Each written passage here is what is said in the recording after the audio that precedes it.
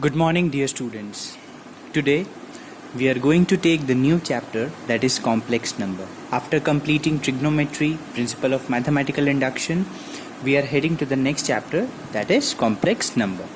So let me give you a quick introduction of this chapter, that is complex number. As you have came across with many kinds of number like whole number, natural number, even number, odd number, rational, irrational, prime, co-prime, composite number, integers, real numbers. Okay, now we are going to deal with the complex number. Complex, by the name itself we can understand that there is some complexity in it. Okay, so let me give a start to this chapter by one concept which you have already studied in the 10th class. You know, whenever we have a quadratic equation, say for example, this is the quadratic equation, ax plus by plus c is equal to 0 you have. And as I've told you that we can find the nature of the roots. How do we find the nature of roots? By the help of discriminant. And we know what is the discriminant. In the formula method, minus b plus minus under root b square minus 4ac upon 2a, we know b square minus 4ac is what? Discriminant. So by the help of discriminant we find the nature of the roots.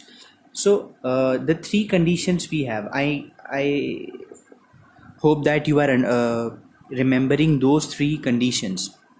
When your discriminant is greater than 0, when your discriminant is equal to 0, and when your discriminant is less than 0. So whenever your discriminant is greater than 0, that means in this under root you have some positive value which is greater than 0. Okay, and we get the unique roots. We say we get unique roots. Unique roots means both the roots are different and they are positive unique roots. And when your discriminant is becoming 0, that means under root of 0 is what? 0, and we are getting the positive and equal roots. Now the very important condition which we are going to deal in this chapter, that is when your d is less than 0, then what happens? That means this under root, in this under root we face a negative digit. So all I mean to say that if you have x square plus 1 equal to 0 as a question, so and if I ask you that what are the two roots of this particular quadratic equation, so you will say taking 1 that side, so minus 1, and x is what? Under root of minus 1. And as I keep on telling you that the negative number in the square root, it is undefined. Till 10th I used to tell you that if you have a negative number in root, that means that is not defined in mathematics. So till 10th we don't define this such things, but in 11th we need to face such things, so we have to define this. Alright, so as many mathematicians have tried their best to solve such type of situation where there is a negative number in square root, but the very first mathematician named Euler, he was the first mathematician to work on this particular case. That means he was the first mathematician to introduce a symbol that is called I, which is iota. That means we read as iota. And what does this iota means? This is minus 1, under root of minus 1. So he was the first scientist to symbolize this thing as I and study on this particular imaginary case. This is called imaginary because we cannot imagine, no? That is why it is called the imaginary roots. Okay, real roots and imaginary roots. So real roots, we know what are the real roots, those who are positive number or negative also, but not in square root. In square root, if it is positive, then we'll get a real root, and if in square root there is negative number, then it is called the imaginary roots. So Euler was the first scientist to work on this thing. Okay, now let us define what is complex number. So a complex number is defined as a number which contains real part as well as the imaginary part. So complex number is a set of it is a set which contains the real part and the imaginary part. For instance, a plus ib.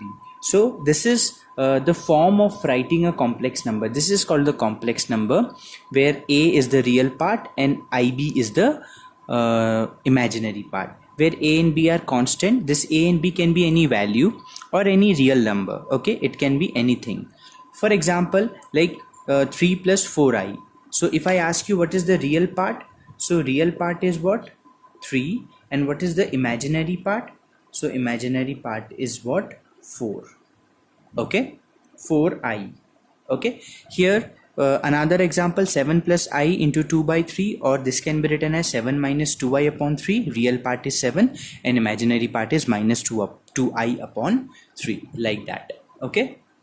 Okay, so like coming to the next topic, as of we have operations in the mathematics, that is addition, subtraction, multiplication and division of numbers. So similarly for the complex number, it is too having these operations. So let us see the addition operation and subtraction one. Let us consider z1 is equal to a plus ib and z2 is equal to c plus id, these two complex numbers. So if you want to add, so z1 plus z2 will be equal to a plus ib plus c plus id, or if you take z minus z2, it will be a plus ib minus of in bracket c plus id. Now see, real part gets added, subtracted, and complex parts get added and subtracted. Okay, so a plus c plus minus of ib minus of id. So for plus case it will be b plus d, and for minus case it will be b minus d. Okay, that means real with real we will be operating, and imaginary with the imaginary we will be operating. Similarly, if you take multiplication of two complex number, consider these two only. So z1 into z2 will be a plus ib into c plus id. Now multiply these things. So a into c ac, a into id iad, then ibc plus I into I square bd. As I told you that I is what? Under root of minus 1. Now if I square both the sides, so I square will be equal to minus 1. So replacing this I square with minus 1 and bd. So AC and minus of bd, they both are what? They become the real part. So AC minus bd plus I times of AD plus BC. So the same things, see, you only have to remember that real part is operated with real, and imaginary part is operated with imaginary. Okay, so you need to remember that for the addition case, the complex number, they acquire three properties: closure property, commutative property and associative property. So closure property says that any two complex numbers z1 and z2 will be a complex number. That means any two number z1 z2, its sum will also be a complex number. This is called the closure. That means it is closed in a like foundation, that if you have two complex number, then on adding both you will definitely get a complex number. So closure property, it is that means bounded with the commutative property also, like z1 z2 is equal to z2 plus z1. So they both are commutative in addition.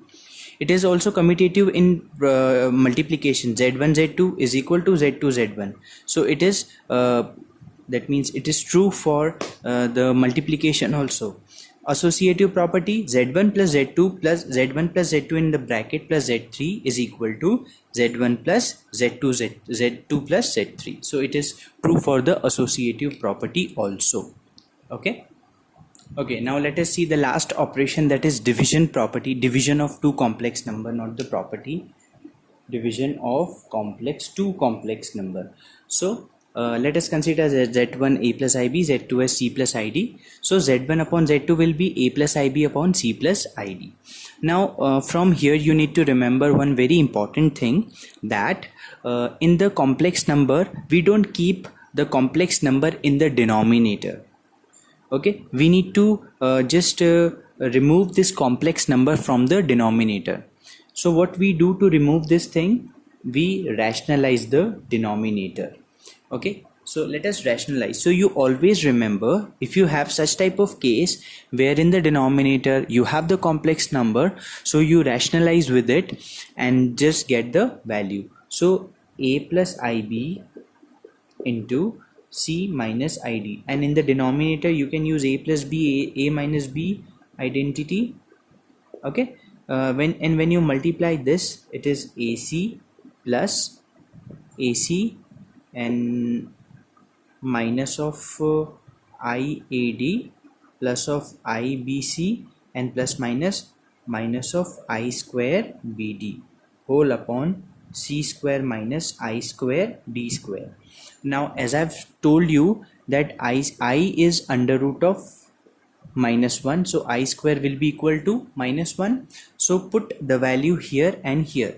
So what will be the final answer? See, this is minus of I square, so minus minus plus 1, so it will be plus of BD.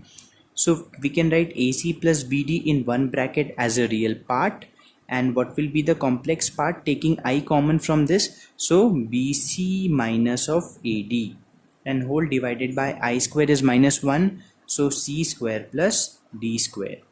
So this is the correct division of Z1 upon Z2. So can you tell me what will be the real part and imaginary part of it?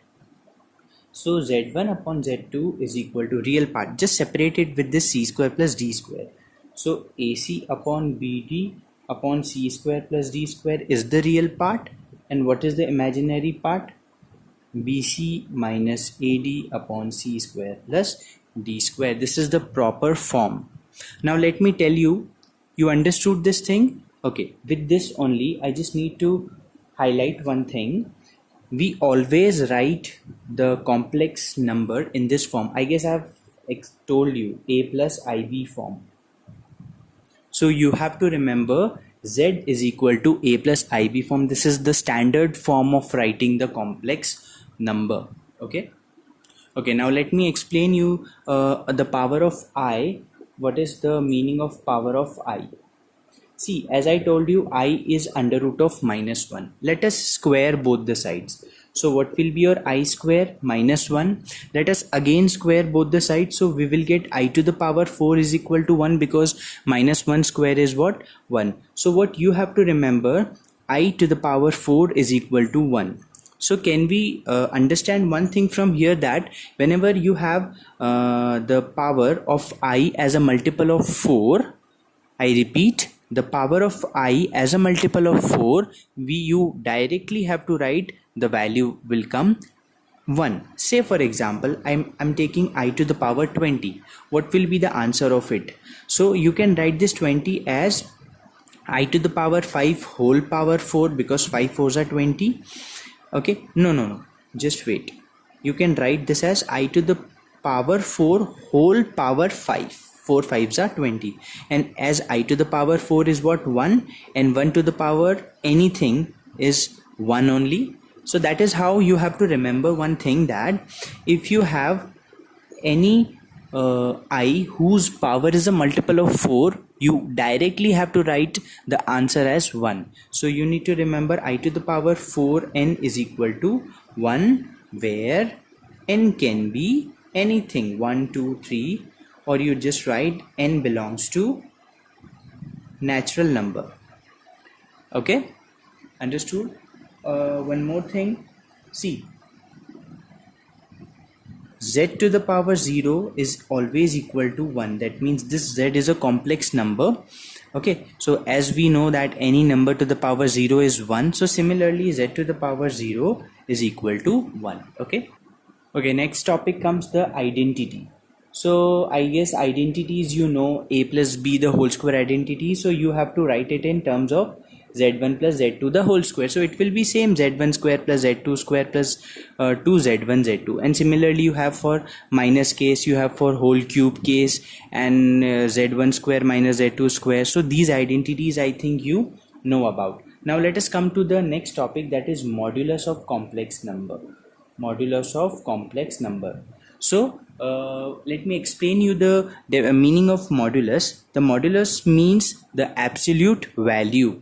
If we want to find the absolute value of anything, we go on checking the modulus of that particular thing. So right now we have the case of complex number, and we know Z is equal to A plus IB, the general form of complex number. So what will be the modulus? This is how we denote the modulus. Modulus is under root of the coefficients, the square of the sum of the square of the coefficient. This is called the absolute value. So if, say for example, if you have 2 plus 3i, so what will be the modulus of z? It will be 2 square plus 3 square.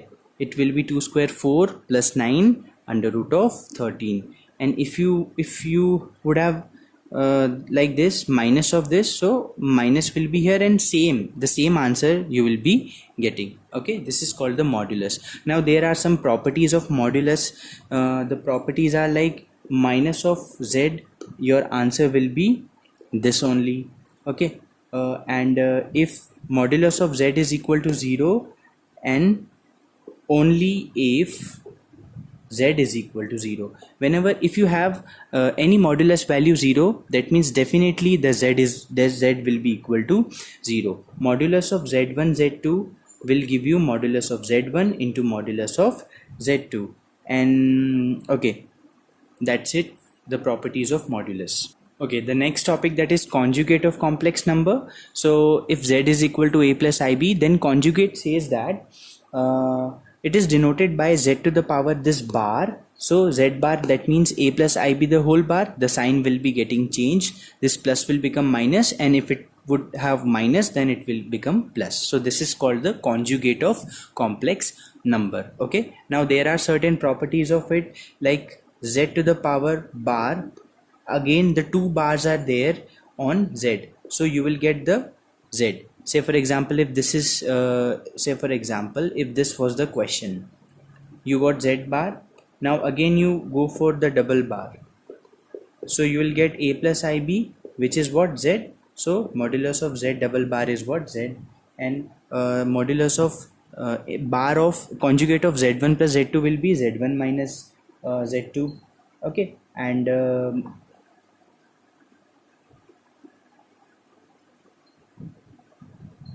this property is true for positive also and negative also.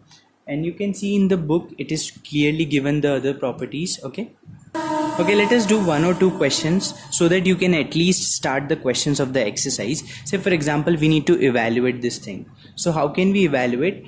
As we know that this minus 25 can be written as minus 1 into 25, and similarly this 16 can be written as minus 1 into 16. 25, when it will come out, it will be 5 under root of minus 1, and this is as 4 under root of minus 1. Under root minus 1 is what, I, and 4, this is also what, I. Okay, 5 4s are 20, I square, and we know I square is what, minus 1, so your final answer is minus 20. So you, like that, you just try to do the starting questions of this exercise. I hope you'll do if you have understood the basic part. If you haven't understood, just go again, watch it properly, thoroughly, sincerely, then you will get the answer of it. Okay, till that, do some practice of the examples. Okay, thank you so much. Have a nice day. Bye bye.